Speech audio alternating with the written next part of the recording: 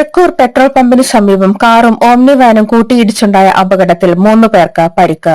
വാനിലുണ്ടായിരുന്നയാളെ പുറത്തെടുത്തത് അഗ്നിരക്ഷാസേനയെത്തി വാനിന്റെ മുൻഭാഗം വെട്ടിപ്പൊളിച്ച്. കാലിന് ഗുരുതരമായി പരിക്കേറ്റ തൃക്കൂർ സ്വദേശി കവലക്കാട്ട് ജെറിനെ തൃശൂരിലെ സ്വകാര്യ ആശുപത്രിയിൽ പ്രവേശിപ്പിച്ചു.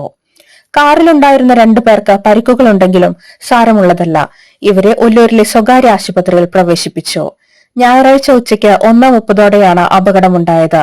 ആമ്പല്ലൂർ ഭാഗത്തു നിന്നും മരത്താക്കര ഭാഗത്തേക്ക് പോവുകയായിരുന്ന വരാക്കര സ്വദേശികൾ സഞ്ചരിച്ചിരുന്ന കാറും മരത്താക്കര ഭാഗത്തു നിന്ന് തൃക്കൂരിലേക്ക് വരികയായിരുന്ന ഓമ്നി വാനുമാണ് കൂട്ടിയിടിച്ചത്.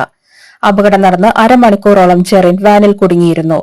തൃശൂർ അഗ്നിരക്ഷാ നിലയത്തിൽ നിന്നും അസിസ്റ്റന്റ് സ്റ്റേഷൻ ഓഫീസർ അനിൽകുമാറിന്റെ നേതൃത്വത്തിലുള്ള അഗ്നിരക്ഷാസേന രക്ഷാപ്രവർത്തനത്തിന് നേതൃത്വം നൽകി. പുതുക്കാട് അഗ്നിരക്ഷാസേനയും സ്ഥലത്ത് എത്തിയിരുന്നു.